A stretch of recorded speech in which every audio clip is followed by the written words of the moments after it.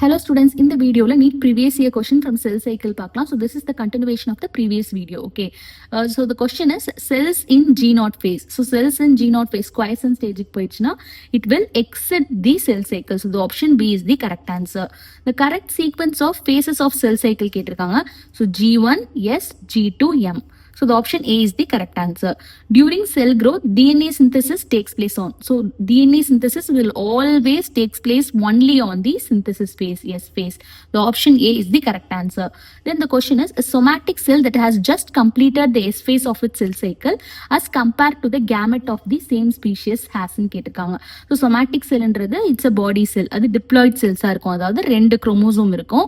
During G1 phase பார்த்தீங்கன்னா DNA content 2C ன்னு எடுத்துக்கிட்டோம்னா chromosome நம்பர் 2n இருக்குன்னு பார்த்தோம்னா சிந்தசிஸ் ஃபேஸ் அதாவது டிஎன்ஏ ரெப்ளிகேஷனுக்கு அப்புறம் அமௌண்ட் ஆஃப் டிஎன்ஏ வந்து டபுள் ஆகும்.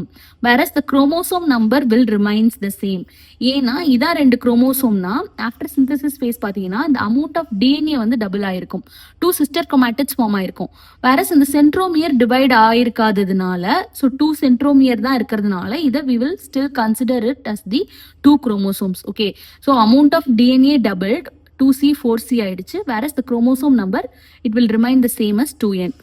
2 sister chromatids இருக்கும் பட் ஒரே சென்ட்ரோமியர்ல அட்டாச் ஆயிருக்கிறதுனால அது 2 chromosomes தான் சொல்லுவோம். ஓகே, கேமெட் செல் பாத்தீங்கன்னா இட்ஸ் ஹாப்ளாய்ட் செல்ஸ்.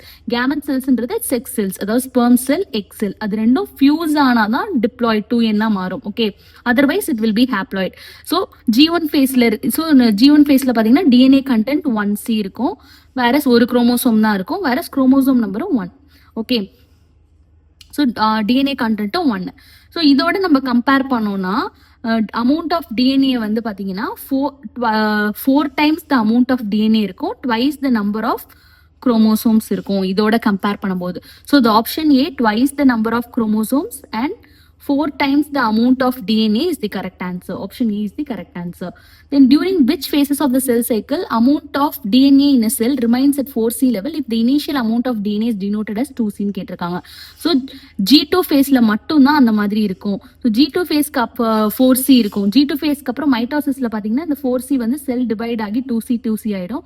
வேறஸ் மியோசிஸ்ல பார்த்தீங்கன்னா 2C குரோமோசோம் அதாவது 2C இருக்கிறது 1C ஹாப்ளாய்ட் ஆயிடும். ஓகே, ஸோ ஒன்லி G2 ஃபேஸ்ல மட்டும்தான் அமௌண்ட் ஆஃப் டிஎன்ஏ வந்து 4C லெவல்ல இருக்கும். Okay, so the option C is the correct answer.